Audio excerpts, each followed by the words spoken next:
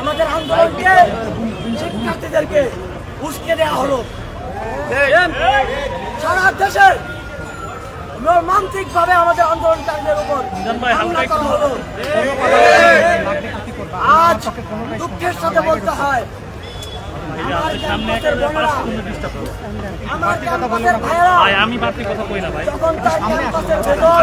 আপনি দেখেন না স্পেস, আপনি তো সেলফিশের মতো কথা বলছেন।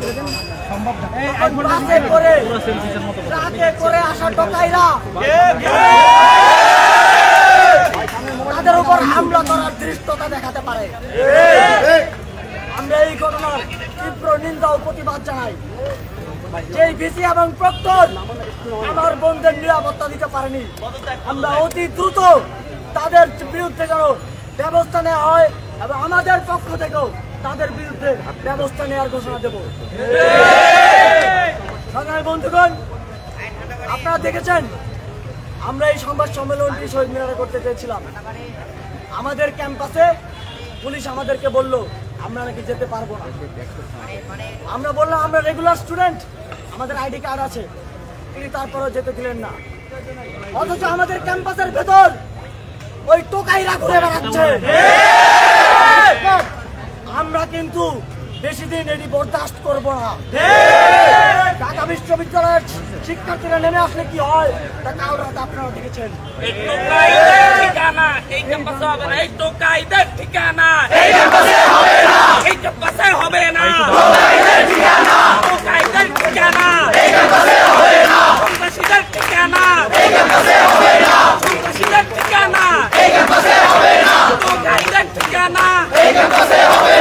বন্ধুগণ, এই মুহূর্তে আপনাদের সামনে সারা দেশের জন্য আমাদের পরবর্তী কর্মসূচি ও দিক নির্দেশনা দিলেন আমাদের অন্যতম সমন্বয়ক নাহিদ ইসলাম।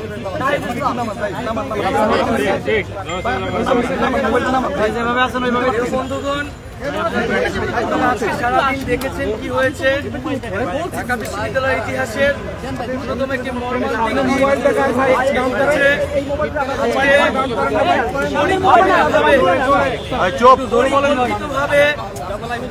বহিরাগত ছাত্র এনে এই বৈষম্য বিরোধী ছাত্র আন্দোলনকারীদের উপরে হামলা চালানো হয়েছে।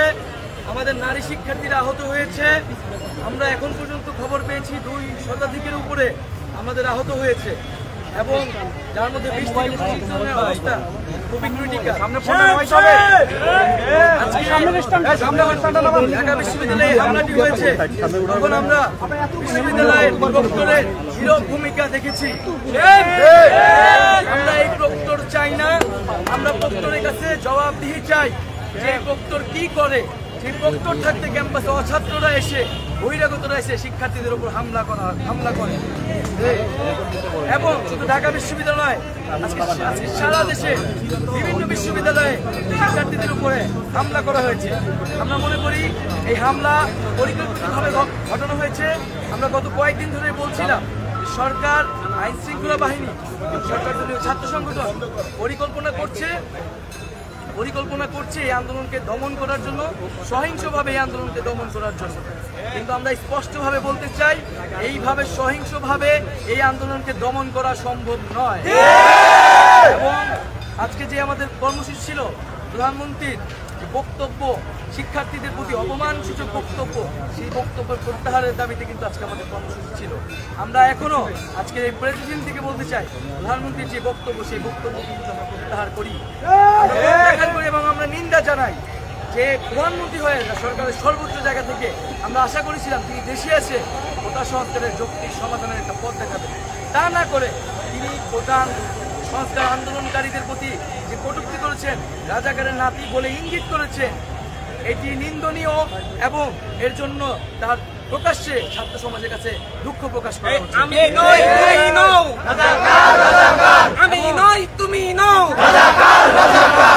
আমরা একই সাথে দেখেছি যে প্রধানমন্ত্রী শুধু আমাদের নিয়ে নয়, আমাদের শিক্ষকরা যে আন্দোলন করছে সেই শিক্ষকদের আন্দোলন নিয়েও কটূক্তি করেছে। আমরা এটিরও তীব্র নিন্দা জানাই। প্রধানমন্ত্রীর বক্তব্য আজকে সারাদিনে যা ঘটেছে, আমরা সারা দেশের মানুষের কাছে আহ্বান করব আপনারা নেমে আসুন, আপনারা সকল শিক্ষা প্রতিষ্ঠান শিক্ষার্থীরা নেমে আসুন, সাধারণ মানুষ নেমে আসুন, স্কুল কলেজ প্রাইভেট বিশ্ববিদ্যালয় সকল শিক্ষার্থীরা একযোগে নেমে আসুন এবং শিক্ষার্থীদের এই আন্দোলনকে সফল করুন এবং এই হামলার বিচার আদায় করুন। আগামীকাল আজকের যে হামলা, সেই হামলা এবং প্রধানমন্ত্রীর বক্তব্যের প্রত্যাহার এবং আমাদের যে এক দফা দাবি কোটা সংস্কার, তার দাবিতে আগামীকাল বিকাল 3টায় সারা দেশের সকল ক্যাম্পাসে বিক্ষোভ মিছিল এবং সমাবেশ অনুষ্ঠিত হবে এবং সারা দেশের সকলকে আহ্বান করব যে আপনারা এই বিক্ষোভ মিছিল সমাবেশে সাধারণ মানুষকে অংশগ্রহণ করিয়ে এই মিছিলকে বড় গণজমায়েত তৈরি করুন এবং বৃহত্তর গণ আন্দোলনের দিকে আমাদেরকে যেতে হবে। কারণ এই আন্দোলন শুধু আর ছাত্রদের আন্দোলন নাই, এই আন্দোলন যখন সরকারের জায়গা থেকে সর্বোচ্চ জায়গা থেকে পরিকল্পনা করে উস্কানি দিয়ে এই আন্দোলনকে দমন করার চেষ্টা করা হচ্ছে, সাধারণ মানুষকে এই আন্দোলনে নেমে আসতে হবে এবং আগামীকাল আমরা বিক্ষোভ মিছিল সমাবেশ করব এবং এরপরে আমরা সারা দেশে অবরোধ কর্মসূচি ঘোষণা করব। সবাইকে ধন্যবাদ জানাচ্ছি আজকে যারা মিডিয়া কর্মীরা এখানে এসেছেন এবং আবারও আমরা বলছি যে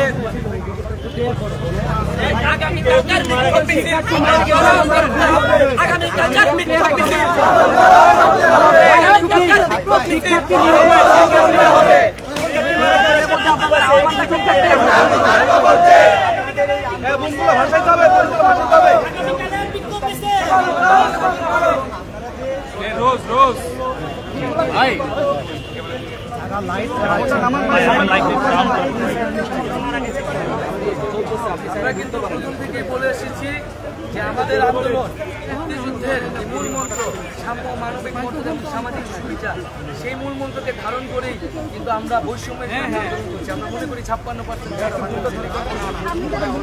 ফলে এখানে আসলে এটি বলার কোনো সুযোগ নেই, বরং যে কোনো আন্দোলনকে যেভাবে ট্যাগ দেওয়া, রাজাকার বলা, যুদ্ধ বিরোধী বলা, এটা একটা গণতান্ত্রিক আন্দোলনকে ট্যাগ দেওয়া বাংলাদেশের একটা বৈশিষ্ট্য হয়ে দাঁড়িয়েছে।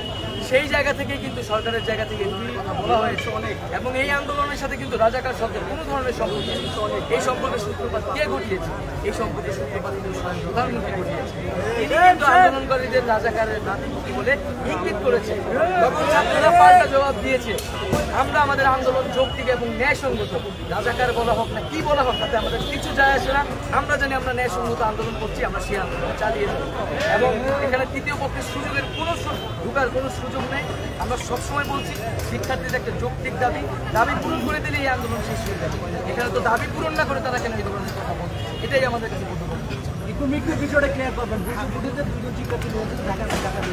আমরা এই বিষয়ে এখনো অথেন্টিক খবর পাইনি, এই জন্য আমরা এই বিষয়টি ঘোষণা করিনি, আমাদের অফিসিয়াল জায়গা থেকে ঘোষণা করা নেই। অনেকে এই বিষয়ে বলেছেন, আমরা এই বিষয়টি খতিয়ে দেখবো। আপনাদের জায়গা থেকে যদি সঠিক ইনফরমেশন থাকে আমাদেরকে দিয়ে সহায়তা করবে।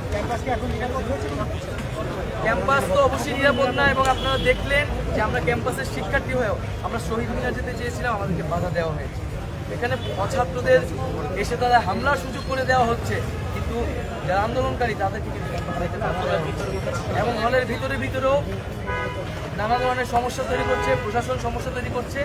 আমরা স্পষ্ট বলতে চাই এবং শিক্ষার্থীদের প্রতি আহ্বান থাকবে, আজকে আপনারা প্রতি হলে প্রতিরোধ করে তুলবেন। যেসব হল ক্যান্ডিডেটরা, যেসব নেতারা আপনাদের উপর আঘাত করেছে, আমাদের বোনেদের উপর আঘাত করেছে, তাদেরকে কিন্তু আপনারা হলে ঢুকতে দিবেন। এই হল শিক্ষার্থীদের হবে, এই হল শিক্ষার্থীদের হল, এই হলে কোনো অছাত্র, কোনো সন্ত্রাসীদের জায়গা হবে না। অলরেডি দেখেছি অমর একুশে হল, শহীদুল্লাহ হল, FHO তারা কিন্তু হলে অবস্থান নিয়েছে এবং তারা প্রতিজ্ঞা করেছে, প্রতিরোধ করছে যে হলে যারা তাদেরকে হামলা করেছে, এসব সন্ত্রাসীরা, এইসব সন্ত্রাসীদের তাদেরকে হলে ঢুকতে দেওয়া হবে। সকল হলে আপনারা এই প্রতিরোধ তৈরি করুন, হল যারা নেতা তারা যাতে আজকে ক্যাম্পাসে ঢুকতে না।